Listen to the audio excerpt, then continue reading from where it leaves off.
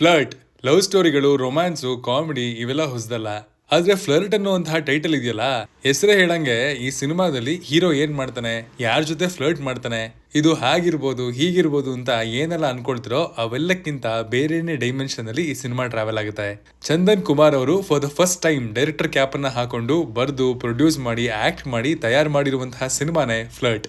ಇವತ್ತು cinema ಥಿಯೇಟರ್ಗಳಲ್ಲಿ release ಆಗಿದೆ. ಹಾಗಿದ್ರೆ ಈ ಫ್ಲರ್ಟ್ ಸಿನಿಮಾದಲ್ಲಿ ಅಸಲಿ ಮ್ಯಾಟ್ರು ಇದೆಯಾ, ನಮ್ಗೆ ಬೇಕಿರುವಂತಹ ಎಂಟರ್ಟೈನ್ಮೆಂಟ್ ಇಲ್ಲಿ ಸಿಗುತ್ತಾ, ಕತೆ ಚೆನ್ನಾಗಿದ್ಯಾ, ಆಕ್ಟಿಂಗ್ ಹೇಗಿದೆ, ಡೈರೆಕ್ಟರ್ ಚಂದನ್ ಕುಮಾರ್ ಪಾಸ್ ಆದ್ರ ಫೇಲ್ ಆದ್ರ ಎಲ್ಲವನ್ನ ಇವತ್ತಿನ ರಿವ್ಯೂಲ್ ಹೇಳ್ತೀನಿ, ಬನ್ನಿ ನೋಡ್ಕೊಂಬರೋಣ. ಹಾಯ್, ಎಲ್ರಿಗೂ ನಮಸ್ಕಾರ ಅಂಡ್ ವೆಲ್ಕಮ್ ಟು ಖಡಕ್ ಸಿನಿಮಾ. ನೀವೇನಾದ್ರೂ ನಮ್ಮ ಚಾನಲ್ಗೆ ಹೊಸಬ್ರಾಗಿದ್ರೆ ನಮ್ಮ ಚಾನಲ್ ಅನ್ನ ಸಬ್ಸ್ಕ್ರೈಬ್ ಮಾಡ್ಕೊಳ್ಳಿ. ಈ ಸಿನಿಮಾದ ಪ್ಲಾಟ್ ಬಗ್ಗೆ ನಾನು ಹೇಳೋದು ಕಷ್ಟ, ಅದನ್ನ ನೀವು ಕನ್ಸ್ಯೂಮ್ ಮಾಡೋದು ಕಷ್ಟ. ಒಂಥರ ಉಪ್ಪಿ ಅವರ ರಿವರ್ಸ್ ಸ್ಕ್ರೀನ್ ಪ್ಲೇ ಟೆಕ್ನಿಕ್ ಅನ್ನ ಇಲ್ಲಿ ಚಂದನ್ ಅವರು ಕೂಡ ಆರಿಸ್ಕೊಂಡಿದ್ದಾರೆ ಅಂತ ಹೇಳ್ಬೋದು.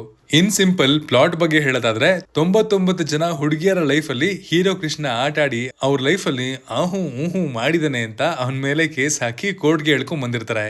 ಈ ಕೇಸ್ ಹಿಯರಿಂಗ್ ನಡಿಬೇಕಾದ್ರೆ ಕೃಷ್ಣನ ಸಾಕಷ್ಟು ಅನ್ಟೋಲ್ಡ್ ಸ್ಟೋರಿಗಳು ಒಂದೊಂದಾಗಿ ರಿವೀಲ್ ಆಗ್ತಾ ಹೋಗ್ತವೆ. ಅಂಡ್ ಇಲ್ಲಿ ಕೃಷ್ಣ ನಿಜವಾಗ್ಲೂ ಫ್ಲರ್ಟಾ ಅಥವಾ ಅವನ ಅಮಾಯಕನ, ಅವ್ರ ಉದ್ದೇಶ ಏನು, ಕೇಸ್ ಎಲ್ಲಿಗೆ ಹೋಗುತ್ತೆ, ಯಾರು ಗೆಲ್ತಾರೆ ಯಾರು ಸೋಲ್ತಾರೆ, ಎಲ್ಲಾ ಪ್ರಶ್ನೆಗೂ ಉತ್ತರನ ನೀವು ಸಿನಿಮಾದಲ್ಲೇ ನೋಡ್ಬೇಕು. ಇದೊಂದು ರೊಮ್ಯಾಂಟಿಕ್ ಕಾಮಿಡಿ ಥ್ರಿಲ್ಲರ್ ಜಾನರ್ಗೆ ಸೇರುವಂತಹ ಸಿನಿಮಾ. ಈ ಸಿನಿಮಾದ ನಿಜವಾದ ವಿನ್ನರ್ ಬಂದು ಇದರ reverse screen play pattern. Cinema start ಆದಾಗ ಅನ್ಸೋದೆ ಒಂದು, ಇಂಟರ್ವೆಲ್ ಪಾಯಿಂಟ್ ಬಂದಾಗ ಅನ್ಸೋದು ಇನ್ನೊಂದು, ಅಂಡ್ ಕೊನೆಗೆ ಕ್ಲೈಮ್ಯಾಕ್ಸ್ ಗೆ ಬಂದು ಸಿನಿಮಾ ಮುಗಿದಾಗ ಅನ್ಸೋದು ಮತ್ತೊಂದು. ಇದಕ್ಕೆ ಡೈರೆಕ್ಟರ್ ಚಂದನ್ ಕುಮಾರ್ ಅವರ ವಿಟ್ಟಿನೆಸ್ ಮತ್ತು ಅವರು ಆರಿಸ್ಕೊಂಡಿರುವಂತಹ ಪ್ಲಾಟ್ ಪಾಯಿಂಟ್ ಅನ್ನ ಮೆಚ್ಚಲೇಬೇಕು. ಪ್ಲಾಟ್ ಸಿಂಪಲ್ ಆಗಿ ಶುರುವಾದ್ರೂ ಅದರ ಒಳಗೆ ನಾಟ್ಸ್ ಗಳನ್ನ ಹೆಣೆದಿರುವಂತಹ ರೀತಿ ತುಂಬಾ ಮಜವಾಗಿದೆ. ಪ್ರೆಡಿಕ್ಟಬಲ್ ಅನ್ನಿಸ್ತಾಗ್ಲೆಲ್ಲ ಹೊಸದೊಂದು ಟ್ವಿಸ್ಟ್ ಜೊತೆಗೆ ನಮ್ಮನ್ನ ಇಂಪ್ರೆಸ್ ಮಾಡ್ತಾರೆ ಚಂದನ್. ಇಲ್ಲಿನ ರೈಟಿಂಗ್ ಕೂಡ ಶಾರ್ಪ್ ಆಗಿದೆ, ಸಿಚುಯೇಷನಲ್ ಕಾಮಿಡಿ ಚೆನ್ನಾಗಿ ವರ್ಕ್ ಆಗಿದೆ. ಇನ್ನೇನ್ ಡಬಲ್ ಮೀನಿಂಗ್ ಆಗ್ತಾ ಇದೆಯಲ್ಲ ಅನ್ಸೋ ಅಷ್ಟಲ್ಲೇ ಅದನ್ನ ಒಂದು ಪ್ಯೂರ್ ಕಾಮಿಡಿಗೆ ಸ್ವಿಚ್ ಮಾಡುವಂತಹ ಅವರ ಸ್ಮಾರ್ಟ್ನೆಸ್ ನಿಮ್ಗೆ ಇಷ್ಟ ಆಗುತ್ತೆ. ಇದೆಲ್ಲವನ್ನ ನೋಡಿದಾಗ ಫಸ್ಟ್ ಟೈಮ್ ಡೈರೆಕ್ಟರ್ ಅಂತ ಖಂಡಿತ ಅನ್ಸೋದೇ ಇಲ್ಲ. ಅಷ್ಟು ಪಕ್ವವಾಗಿ ಇಲ್ಲಿನ ರೈಟಿಂಗ್ ಆಗ್ಲಿ, ಸ್ಕ್ರೀನ್ ಪ್ಲೇ ಆಗ್ಲಿ ಮತ್ತು ಸ್ಕ್ರೀನ್ ಟ್ರಾನ್ಸಿಷನ್ ಗಳನ್ನ ಮಾಡ್ಕೊಂಡಿದ್ದಾರೆ, which is really impressive. Writer director ಆಗಿ ಕೂಡ it's a long way to go for Chandan ಅಂತ ಆರಾಮಾಗಿ ಹೇಳ್ಬೋದು. ಪರ್ಫಾರ್ಮೆನ್ಸಸ್ ಗಳ ಬಗ್ಗೆ ನೋಡೋದಾದ್ರೆ ಇಲ್ಲಿನ ಪಾತ್ರಧಾರಿಗಳ ಆಯ್ಕೆ ಚೆನ್ನಾಗಿದೆ ಅಂಡ್ ಪಾತ್ರಗಳ ಲುಕ್ ಅಂಡ್ ಫೀಲ್, ಹಾವ ಭಾವ ಎಲ್ಲವೂ ವಿಭಿನ್ನವಾಗಿದೆ. ಅಂಡ್ ಅವರ ಬೌಂಡ್ರೀಸ್ ಅಲ್ಲಿ ಎಲ್ಲರೂ ಆ ಪಾತ್ರಗಳನ್ನ ಅಚ್ಚುಕಟ್ಟಾಗಿ ನಿಭಾಯಿಸಿದ್ದಾರೆ. Chandan Kumar as Krishna main lead ಆಗಿ 2 ಶೇಡ್ ಗಳಲ್ಲಿ ಕಾಣಿಸ್ಕೊಂಡಿದ್ದಾರೆ. ಅಂಡ್ ಆ 2 ಶೇಡ್ ಗಳಲ್ಲೂ ಅದರ ಆಟಿಟ್ಯೂಡ್ ಮತ್ತು ಮ್ಯಾನರಿಸಮ್ಸ್ ನ ಮೂಲಕ ತಾನೊಬ್ಬ ಒಳ್ಳೆ ನಟ ಅನ್ನೋದನ್ನ ಮತ್ತೆ ಪ್ರೂವ್ ಮಾಡಿದ್ದಾರೆ. ಗಿರೀಶ್ ಶಿವಣ್ಣ ಸಿನಿಮಾದಲ್ಲಿ ಹೀರೋನ ಸೈಡ್ ಕಿಕ್ ಇರ್ಬೋದು ಅಂತ ಸ್ಟಾರ್ಟ್ ಆದಾಗ ಅನ್ಸಿದ್ರು, ಸಿನಿಮಾ ಮುಗಿದ್ಮೇಲೆ ಇವರು ಈ ಸಿನಿಮಾದಲ್ಲಿ one of the main leads ಅನ್ನುವಂತಹ ಮಾರ್ಕ್ ಅನ್ನ ಮಾಡ್ತಾರೆ. ಅಂಡ್ ಇಡೀ ಸಿನಿಮಾದಲ್ಲಿ ಗಿರಿ ಅವರು ನಮ್ಮನ್ನ ನಗಿಸ್ ಅಂಡ್ ನಮ್ಮ ಮನಸ್ಸನ್ನ ಹಂತ ಹಂತವಾಗಿ ಗೆಲ್ತಾರೆ. ಹೀರೋಯಿನ್ ಗಳಾದಂತಹ ನಿಮಿಕಾ ರತ್ನಾಕರ್ ಅಂಡ್ ಅಕ್ಷಿತಾ ಬೋಪಣ್ಣ ತಮ್ಮ ಚೌಕಟ್ಟಲ್ಲಿ ಡೀಸೆಂಟ್ ಆಗಿ ಪರ್ಫಾರ್ಮ್ ಮಾಡಿದ್ದಾರೆ.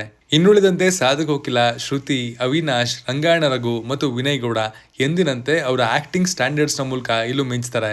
ನಕುಲ್ ಅಭಯಂಕರ್ ಅವರ ಬಿಜಿಎಂ ಡೀಸೆಂಟ್ ಆಗಿದೆ.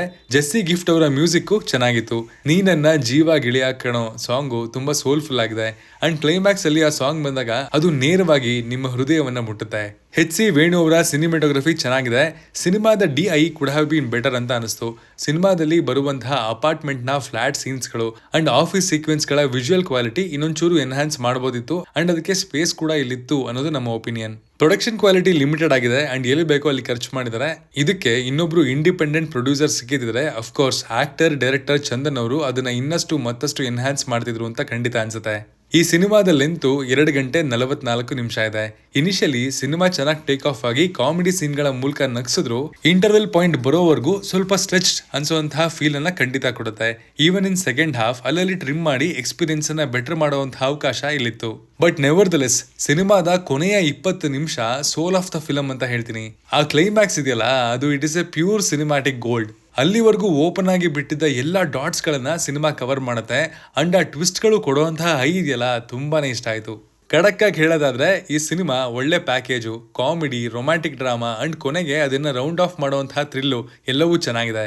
ಇದೊಂದು ಒಳ್ಳೆ ಸಿನಿಮಾ ಅಂತ ಆರಾಮಾಗಿ ಹೇಳ್ಬೋದು. ಅಂಡ್ ನೀವು ಥ್ರಿಲ್ಲರ್ ಮೂವಿಗಳ ಫ್ಯಾನ್ ಆಗಿದ್ರೆ ಮಾತ್ರ ನಿಮ್ಗೆ ಈ ಸಿನಿಮಾ ಅತಿ ಹೆಚ್ಚು ಇಷ್ಟ ಆಗುತ್ತೆ ಇನ್ ರೀಸೆಂಟ್ ಟೈಮ್ಸ್ ಅಂತ ಆರಾಮಾಗಿ ಹೇಳ್ಬೋದು. ನೀವೇನಾದ್ರೂ ಈ ಸಿನಿಮಾ ನೋಡಿದ್ರೆ ನಿಮ್ಗೆ ಹೇಗೆ ಅನಿಸ್ತು ಅನ್ನೋದನ್ನ ಕಮೆಂಟ್ ಮಾಡಿ ತಿಳಿಸಿ. ಮತ್ತಷ್ಟು ರಿವ್ಯೂಗಳ ಜೊತೆಗೆ ನಾನು ನಿಮಗೆ ಮತ್ತೆ ಸಿಗ್ತೀನಿ. Signing off, Manu.